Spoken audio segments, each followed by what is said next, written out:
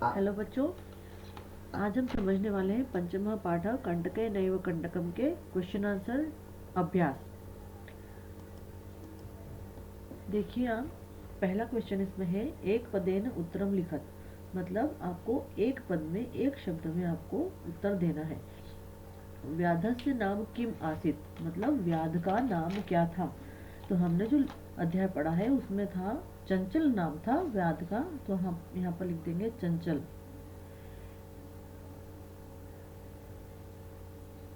चंचला। अब देखिए, जो हमें केवल एक पद में आंसर देना है, इसलिए हम यहाँ पर केवल चंचल लिखने हैं। अगर पूर्ण वाक्य में अगर हमें क्वेश्चन का आंसर लिखना होगा तो हम लिखेंगे व्याधस्य नाम, यहाँ पर आ जाएगा किम की जगह चंचल आसित। इस प्रकार से हम लोग आंसर देंगे। यहाँ पर एक पद में लिखना है, इसलिए हम लोग केवल नाम लिखा है चंचल। जो शिकारी था उसका नाम चंचल था। अब देखिए दूसरा क्वेश्चन है चंचल व्याघ्र कुत्र दृष्टवान। मतलब कि चंचल ने व्याघ्र को, मतलब बाघ को कहाँ देखा तो उसने वन में या जाल में। तो इसका या तो हम लिख दें यहाँ पर कि वने देखा, मतलब जंगल में देखा, वन में देखा, या फिर इसका आंसर आ जाएगा कि जाल में देखा। तो यहाँ पर इसके दो आंसर बनते हैं, वने या फिर जाले। दोनों ही आंसर आपके सही हैं। या तो आप वने लिख दीजिए या लिख दीजिए जाले, क्योंकि वो जाल में फंसा हुआ था और वन में था। तो यहाँ पर दोनों आंसर बनते हैं। कस्मै किमपि अकार्यम न भवति, मतलब वहाँ बोल रहे हैं कब कोई भी अकार्य नहीं होता है, तो वहाँ पर आंसर आ जाएगा क्षुधातार्य। मतलब भूखे के लिए कोई भी कार्य अकार्य नहीं होता है, मतलब कुछ भी करना गलत नहीं करना है, नहीं होता है, कुछ भी करना गलत नहीं होता है। तो इसका आंसर हो जाएगा क्षुधातार्य।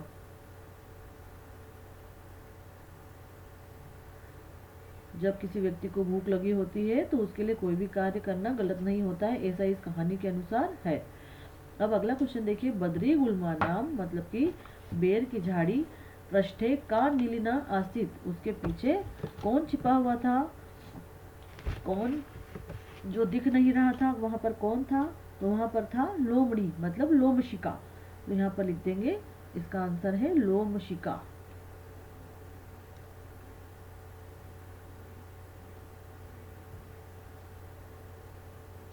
ये हो गया आपका आंसर लोमशिका।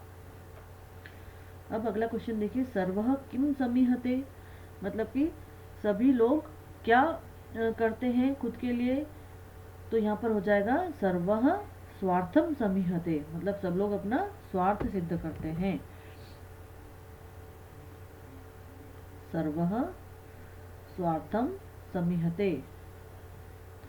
अब देखिए, निसहायो व्याधः किम याचत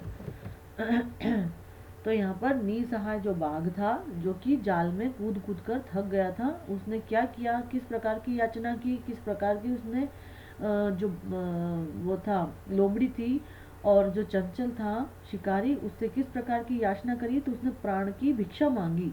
तो यहाँ पर हो जाएगा प्राण भिक्षाम। ये इसका आंसर है, उसने प्राण की भिक्षा मांगी, प्राण भिक्षा की याचना करी। तो इसका आंसर हो जाएगा प्राण भिक्षाम।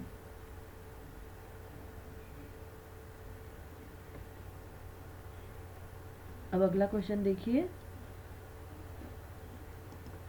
पूर्ण वाक्येन उत्तरत, मतलब पूरे वाक्य में उत्तर दीजिए। चंचलेन वने किम कृतम, चंचल ने वन में क्या किया। तो देखिए, ये जो है चंचलेन, ये ऐसा ही लिखना है, वने भी लिखना है, और किम की जगह हमें आंसर लिखना है, और फिर कृतम भी। ये देखिए किम कृतम मतलब क्या किया, तो इसकी जगह हमारा आंसर आ जाएगा। तो देखिए आप,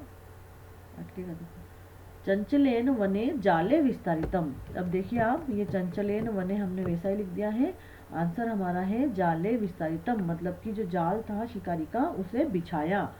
तो वहां पर जाल बिछाया था, यहाँ पर चंचलेन वने आपको ऐसा ही लिखना है, जाले विस्तारितम इसका आंसर है। इस चंचलेन वने के आगे आपको जाले विस्तारितम, तो आपको याद केवल जाले विस्तारितम करना है, बाकी आपको क्वेश्चन में से उतारना है।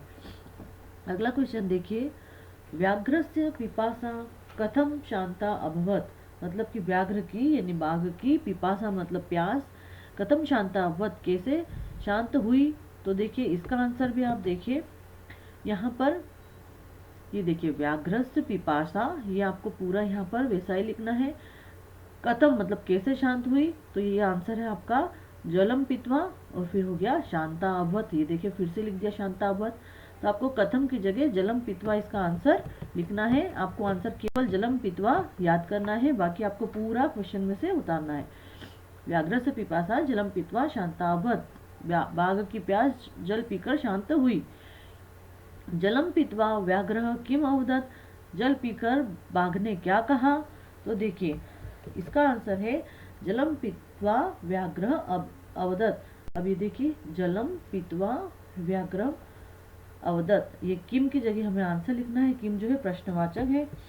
तो ये देखिए इसका आंसर क्या था, जल पीकर उसने क्या कहा था, सांप्रतम अहम बुभुक्षितः अस्मि, मतलब अब मैं भूखा हूँ। इदानीम अहम त्वाम खादयिष्यामि, इसलिए अब मैं तुम्हें खाऊंगा।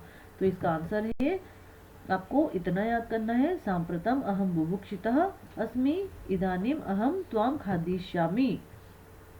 अब देखिए अगला क्वेश्चन, चंचलः मात्रस्वः इति का संबोधितवान, मतलब चंचल ने मात्रस्व, मात्रस्व का मीनिंग होता है माँ के समान, मौसी। इति काम संबोधितवान, ये किसके लिए उसने संबोधित किया था, किसको कहा था मौसी। तो ये देखिए, अब देखिए चंचलः मात्रस्वः, ये यहाँ पर आ गया चंचलः मात्रस्वः। इति, तो ये देखिए इति भी है। अब काम की जगह आंसर लिखना है, किसको बोला था, लोमड़ी को बोला था, तो लोम शिकाम हो गया काम की जगह लोम शिकाम, और ये संबोधितवान फिर से यहाँ पर आ गया। तो आपको इसका आंसर केवल जैसे एक पद के आंसर हमने ऊपर लिखे हैं, वैसे ही यहाँ पर लोम शिकाम केवल एक पद का आंसर है, और पूरा आपको क्वेश्चन में से लिखना है। अब देखिए, जाले पुनः बद्धम व्याघ्रम दृष्ट्वा व्याधः किम अकरोत्, जाल में पुनः बधा हुआ बाघ को देखकर शिकारी ने क्या किया। तो देखिए यहाँ पर भी ये देखिए, जाले पुनम बद्धम व्याघ्रम दृष्ट्वा व्याधः, अब किम की जगह क्या हो जाएगा, प्रसन्न भूत्वा गृहं प्रत्यावर्तत, खुश होकर घर की तरफ चला गया या घर चला गया। तो इस प्रकार से आपको याद करना है। यहाँ पर केवल आपको क्या करना है, प्रसन्न भूत्वा गृहं प्रत्यावर्तत, प्रसन्न होकर घर को चला गया। पूरा आपको क्वेश्चन में से ही आपको आंसर उतारना है, ये किम गायब कर देना है। आपको यहाँ तक व्याधः तक पूरा आपको क्वेश्चन उतार करके और फिर यहाँ से आंसर लिख देना है। इस प्रकार आपको करना है याद। अब देखिए अगला क्वेश्चन है अधोलिखितानि वाक्यानि कह का कम का काम प्रति कथयति, मतलब कि ये जो नीचे वाक्य दिए हुए हैं, ये किसने किसके लिए कहे या किसके प्रति कहे, आपको वहाँ पर आंसर देना है। तो देखिए सबसे पहला है इदानीम, इन्होंने जो हमें एग्जाम्पल दिया है, इदानीम अहम त्वाम खादिष्यामि, अब इसलिए मैं तुम्हें खाऊंगा। ये देखिए श्यामी है यहाँ पर, मतलब कि भविष्यकाल है, तो खाऊंगा हो जाता है। तो मैं तुम्हें खाऊंगा किसने कहा था, व्याघ्र, मतलब बाघ ने कहा था शिकारी को। तो ये देखिए व्याघ्र ने कहा व्याधम को। ये यहाँ पर हमने आंसर एग्जाम्पल का देख लिया है। अब देखिए कल्याणम भवतु ते, तुम्हारा कल्याण हो, ये किसने कहा था, ये व्याघ्र ने कहा था, मतलब बाघ ने कहा था। तो यहाँ पर लिख देंगे व्याघ्र, और किसे कहा था, व्याधम को कहा था, शिकारी को। तो फिर से यहाँ पर आंसर आ जाएगा व्याधम। फिर देखिए जनाः मयि स्नानम कुर्वन्ति, लोग मेरे अंदर स्नान करते हैं, ये किसने कहा था, नदी ने कहा था। तो आप यहाँ पर लिख देंगे नदी जलम, नदी जल ने कहा था ऐसा, जब शिकारी नदी के पास पूछने के लिए गया था। और किसे कहा था, व्याधम को कहा था। तो या तो आप फिर से यहाँ पर व्याधम लिख दीजिए, या फिर शिकारी का हम लोग नाम भी लिख सकते हैं, इसका नाम था चंचल, तो आप लिख दीजिए चंचलम। आप व्याधम लिख देंगे तो भी आपका आंसर सही होगा, चंचलम लिखेंगे तो भी आंसर सही होगा। अगला देखिए, अहम तत्कृते धर्मम आचरितवान त्वया मिथ्या भणितम, मतलब मैंने तुम्हारे लिए धर्म का काम किया और तुमने मुझसे झूठ बोला कि मैं तुम्हें नहीं खाऊंगा। इस तरह से किसने कहा था, ये व्याधम ने कहा था, मतलब चंचल ने कहा था। तो यहाँ पर हम लोग लिख देंगे चंचलः, मतलब चंचल ने कहा था। ये हो गया, चंचल ने किसे कहा था? बाघ को कहा था, व्याघ्रम को, तो यहाँ पर लिख देंगे व्याघ्रम। अब देखिए अगला, यत्र कुत्रापि छेदनम कुर्वन्ति, यहाँ तक कि हमारे पेट को भी काट देते हैं। किसने कहा था? ये पेड़ ने कहा था। किसे? ये भी चंचल को कहा था, तो यहाँ पर लिख देंगे वृक्षः। और यहाँ पर हो जाएगा चंचलम या व्याघ्रम, कुछ भी आप व्याधम, तो आप कुछ भी यहाँ पर लिख सकते हैं। दोनों आंसर आपके सही होंगे, चंचलम या व्याधम।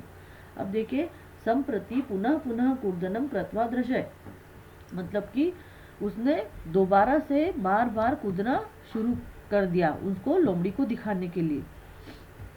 मतलब कि उसने कहा था लोमड़ी ने कि तुम मुझे दिखाने के लिए फिर से पहले के समान बार बार कूदो। तो किसने कहा था? लोमड़ी ने कहा था। किसे कहा था? बाघ को या व्याघ्र को। तो यहाँ पर लिख देंगे, लोमड़ी को कहते हैं लोमशिका, तो हम लोग लिख देंगे यहाँ पर लोमशिका।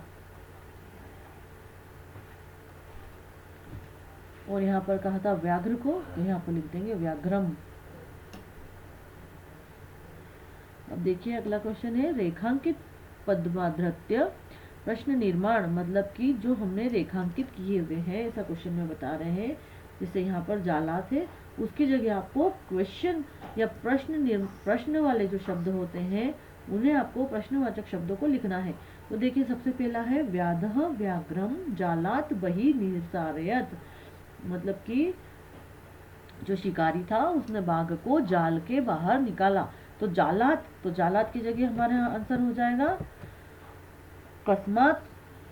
देखिए मैंने पहले भी बताया था कि जब हमें प्रश्न निर्माण करने के लिए आते हैं तो जो हमारे पास शब्द होते हैं जिन्हें हमें हटाना होते हैं उनके समान ही वहां पर प्रश्न में उपयोग होता है। तो कि जालात है तो यहाँ पर हो जाएगा अकस्मात,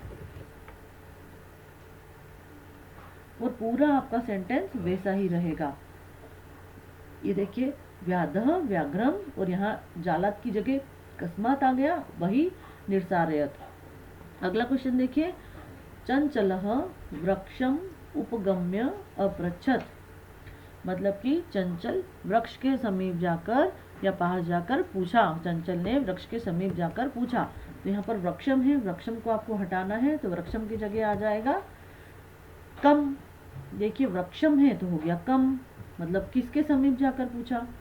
अगला देखिए, व्याघ्रः लोमशिकायै निखिलाम कथा न्यवेदयत, मतलब कि व्याघ्र ने लोमशिकायै, मतलब कि लोमड़ी के समक्ष, निखिलम कथम नवेदयत, मतलब पूरी कथा कह दी। तो व्याघ्र ने लोमशिकाये को गायब करना है, कि लोमशिका की जगह क्या आ जाएगा? व्याघ्र ने किसके समीप कथा कह दी सारी, किसको सारी कहानी सुनाई?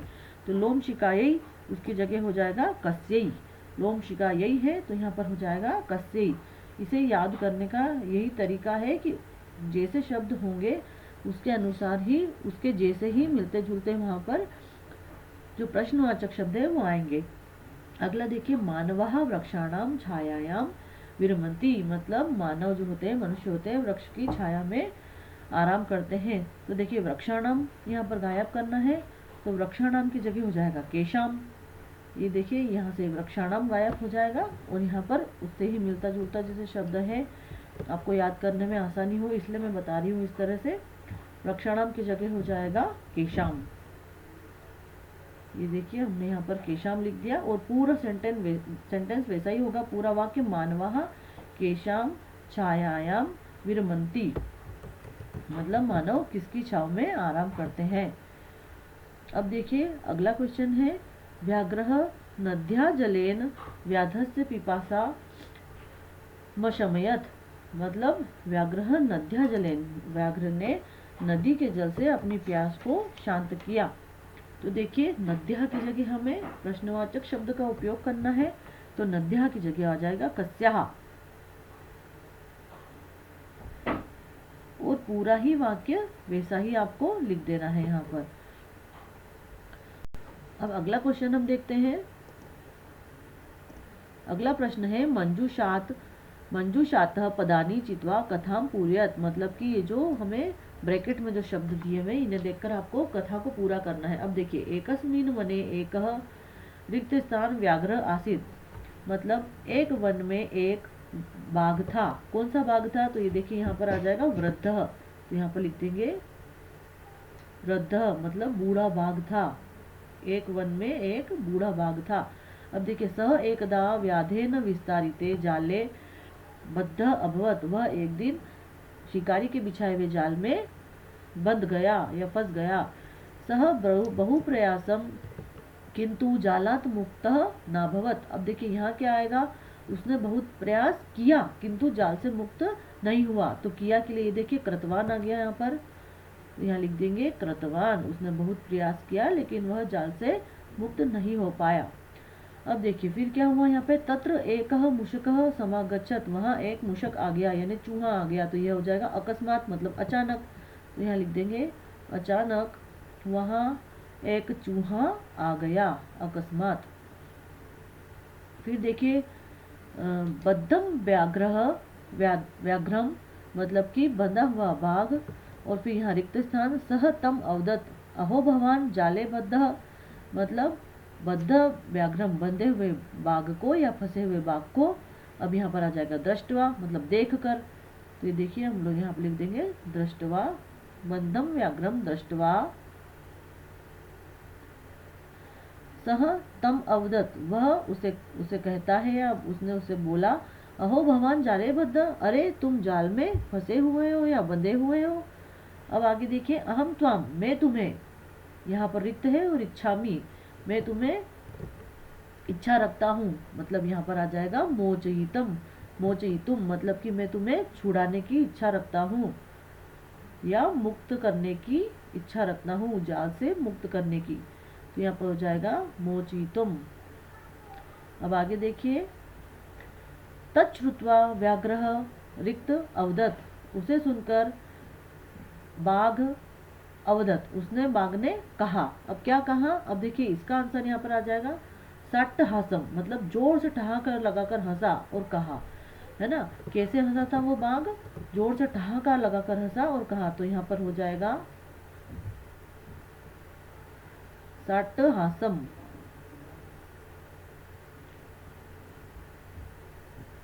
सट्ट हासम अवदत, अरे स्वम, फिर वापस रिक्त आया है, जीव मम सहाय करिष्यसि, तुम एक जीव मेरी सहायता करोगे। कौन से जीव, क्षुद्र मतलब छोटे से जीव, ये देखिए क्षुद्र, तो यहाँ पर आ जाएगा क्षुद्र, तुम छोटे से जीव मेरी सहायता करोगे। फिर यहाँ पर है यदि तुम माम मोचयिष्यसि, अगर तुम मुझे छुड़ा लोगे या मुक्त कर दोगे। फिर यहाँ रिक्त है अहम त्वाम न हनिष्यामि, मैं तुम्हें नहीं मारूंगा। यहाँ पर आ जाएगा तो मैं तुम्हें नहीं मारूंगा, तो हो जाएगा तरही, अगर तुम मेरी सहायता करोगे या मुझे मुक्त करोगे तो मैं तुम्हें नहीं मारूंगा, तरही अहम त्वाम न हनिष्यामि। अब आगे देखिए मूषक, यहाँ पर आ जाएगा स्वकीय है, मतलब मूषक ने खुद के लघु दंत है तज्जालस्य कृत्वम तम व्याघ्रम वही, मतलब कि कर्तनम।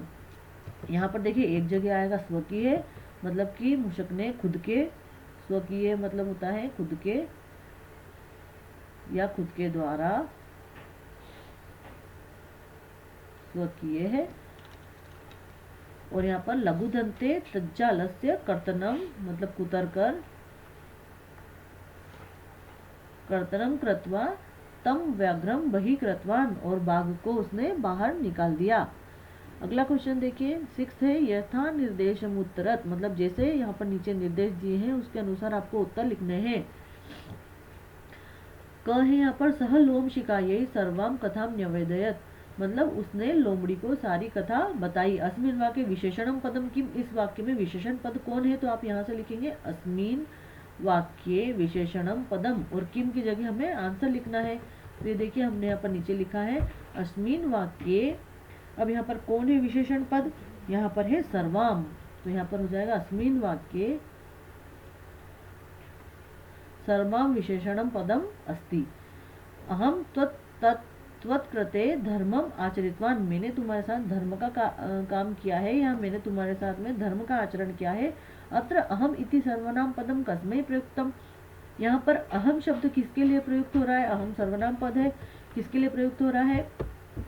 तो देखिए यहाँ पर अहम किसके लिए प्रयुक्त होता है? चंचल के लिए। तो यहाँ पर अत्र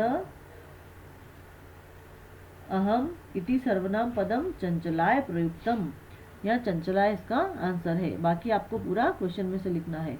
अगला देखिए, सर्वः स्वार्थम समीहते, सब अपना स्वार्थ सिद्ध करते हैं। अस्मिन् वाक्ये कर्तापदम किम, यहाँ पर कर्तापद कौन है? तो यहाँ पर कर्तापद आप बताइए। यहाँ पर जो हमने पहले भी किए थे, यहाँ पर सर्वम मतलब सभी लोग यहाँ पर करता है। क्यों? क्योंकि यहाँ पर सभी लोग अपना स्वार्थ सिद्ध कर रहे हैं, तो यहाँ करने वाले कौन है? सभी हैं, तो ये हो जाएगा सर्वः। इस तरह के हमें कर्तापद वाले और क्रियापद वाले पहले लेसन में, पहले अध्याय में भी क्वेश्चन आए हैं। अब देखिए घ है हमारे पास में, सा सहसा चंचल मुपसत्य कथयति, वाक्यात एकम अव्यय पदम चित्वा लिखत। इस वाक्य का केवल एक आपको अव्यय पद यहाँ लिखना है। सा सहसा मतलब कि वो अचानक से, सा मतलब कि वह लोमड़ी के लिए यहाँ पे सा यूज किया हुआ है। सा सहसा वह अचानक, चंचल मुपसृत्य मतलब कि चंचल के आगे, कथयति चंचल मुपसत्य कथयति उसने आकर के अचानक से चंचल से कहा था कि क्या बात है मुझे बताओ। तो इस वाक्य में यहाँ पर अव्यय पद कौन है? यहाँ पर है अचानक, तो यहाँ पर हो जाएगा सहसा। और आपको देखिए पूरा ऐसा ही लिखना है, इति वाक्ये सहसा पदम अव्यय पदम अस्ति। ये देखिए अव्यय पदम यहाँ पर पूछा है, तो हम लोग ने यहाँ पर आंसर लिख दिया है। अब अगला देखिए, का वार्ता माम अपि विज्ञापय, क्या बात हुई मुझे भी जरा बताओ। तो यहाँ पर पूछा है अस्मिन् वाक्ये क्रियापदम किम, यहाँ पर क्रियापद कौन सा है? क्रियापदस्य पद परिचय अपि लिखतः, और यहाँ पर क्रियापद का जो आपको पद परिचय लिखना है। यहाँ पे बताओ, तो यहाँ पर विज्ञापय मतलब मुझे भी उस बात का ज्ञान कराओ या मुझे भी बताओ। तो ये क्रिया हो रही है, तो यहाँ पर लिख देंगे। देखिए अस्मिन् वाक्ये, ये देखिए लिखा है अस्मिन् वाक्ये, और आंसर आ जाएगा विज्ञापय क्रियापदम अस्ति। ये देखिए यहाँ पर आपको विज्ञापय केवल लिखना है आपको इसका आंसर, बाकी आपको पूरा क्वेश्चन में से मिल जाएगा। अब देखिए अस्य पदस्य परिचय वर्तते, मतलब इसका परिचय हमें देना है। तो अब देखिए यहाँ पर क्या है? उपसर्ग है वी। देखिए विज्ञापय में वी उपसर्ग है, तो यहाँ पर हमने लिख दिया है उपसर्ग वी।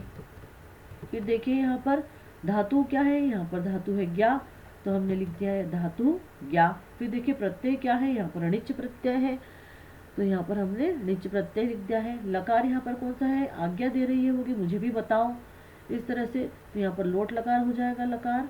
फिर देखिए पुरुष कौन सा है? मध्यम पुरुष है। जब आप लोट लकार मेरे वीडियोस में जाकर के आप समझेंगे, तब आपको पता चलेगा कि ये कौन सा पुरुष है, ये मध्यम पुरुष है। यहाँ पर वचन कौन सा है? यहाँ पर एक वचन है, तो यहाँ पर हमने एक वचन लिख दिया है। अब अगला देखिए क्वेश्चन, उदाहरणानुसारम रिक्त स्थानानि पूरयत। जैसे हमने यहाँ पर उदाहरण दिए हुए हैं उस प्रकार आपको रिक्त स्थान पूर्ति करने हैं।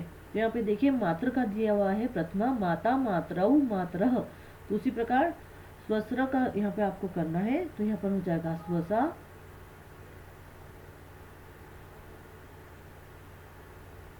फिर देखिए मातरौ है, तो यहाँ पर हो जाएगा स्वसारौ।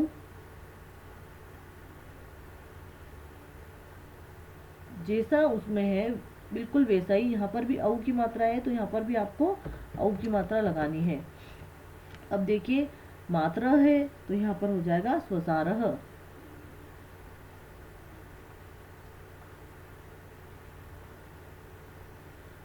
यहाँ पर हो जाएगा स्वसारः। अब देखिए अगला यहाँ पर दिया हुआ है मात्र की तृतीया दी है, मात्रा मात्रभ्याम मात्रभिः। तो आपको वही स्वस्र की तृतीया करनी है, तो यहाँ पर हो जाएगा मात्रा है, तो यहाँ पर हो जाएगा स्वस्त्रा। फिर देखिए मात्रभ्याम है, तो हो जाएगा स्वस्रभ्याम।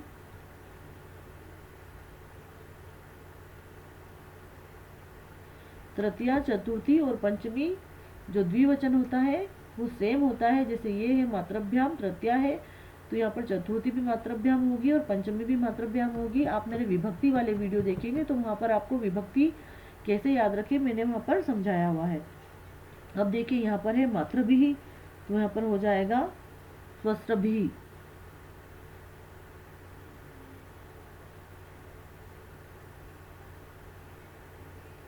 अगला देखिए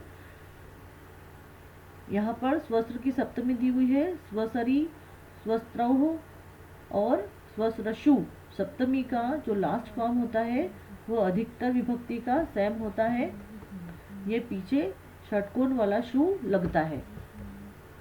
तो देखिए यहाँ पर अब हमको मात्र की सप्तमी लिखनी है, तो हो जाएगा मातरी, ये स्वसरी है तो यहाँ पर हो जाएगा मातरी। जब भी विभक्ति लिखते हैं तो उसमें मात्रा अगर आप छोटी की बड़ी, बड़ी की छोटी अगर आप मात्राओं की गलती करेंगे तो आपके नंबर वहाँ पर कट सकते हैं, वो गलत हो जाएगा। यहाँ पर है स्वसरो, इसकी तरह यहाँ पर हो जाएगा मात्र हो, फिर यहाँ पर हो जाएगा मातृशु। ये देखिए इस तरह से। अगला देखिए आप यहाँ पर स्वस्त्र की षष्ठी दी हुई है, स्वशुः, स्वस्त्रः और स्वसणाम। अब यहाँ पर देखिए षष्ठी और सप्तमी अधिकतर एक जैसी होती है। यहाँ पर देखिए यहाँ पर और यहाँ पर दोनों जगह षष्ठी जो होती है, षष्ठी और सप्तमी का जो द्विवचन होता है वो सेम होता है। आप विभक्ति वाले वीडियो में जाकर इस बात को समझ सकते हैं। तो यहाँ पर हो जाएगा मातुः, फिर यहाँ पर हो जाएगा स्वस्त्रो है तो सेम वैसा ही मात्रोः, और यहाँ पर हो जाएगा स्वसणाम है तो यहाँ पर हो जाएगा मात्रणाम। इस तरह से। अब अगला देखिए आप, यहाँ पर है धातुम प्रत्ययम च लिखत, मतलब यहाँ पर जो शब्द दिए हुए हैं, पद दिए हुए हैं, उसमें जो धातु है और जो प्रत्यय यहाँ पर उपयोग हुआ है वो आपको यहाँ लिखना है। तो सबसे पहले यहाँ पर एग्जाम्पल में दिया है गंतुम, जैसे है यहाँ पर गम या गच्छ धातु कुछ भी आ जाएगी। यहाँ पर गंतुम है तो गम हो गया और तुमन प्रत्यय यहाँ पर यूज किया गया है। अगला देखिए द्रष्टुम यानी देखना, तो दृश धातु हो जाएगी यहाँ पर, तो यहाँ पर धातु की जगह लिख देंगे दृश,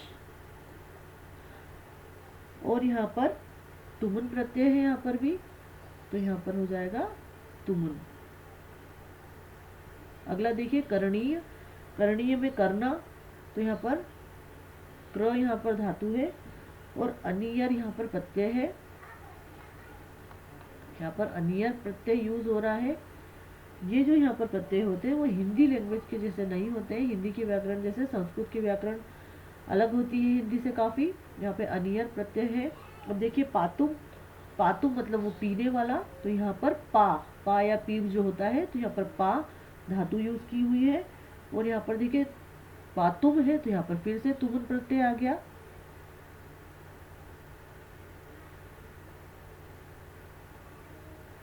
अब देखिए खादितुम है तो यहाँ पर भी खाद खाना वो है, तो यहाँ पर खाद आ जाएगी धातु, और यहाँ पर भी तुम है पीछे तो ये तुमन प्रत्यय हो गया।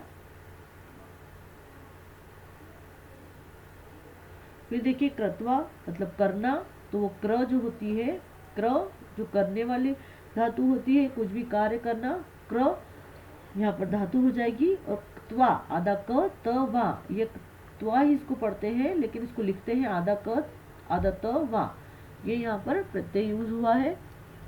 तो आपके इस लेसन के इस अध्याय के सारे क्वेश्चन आपके हो गए हैं। अगर आपको कोई भी परेशानी है तो आप मुझे नीचे कमेंट सेक्शन में जाकर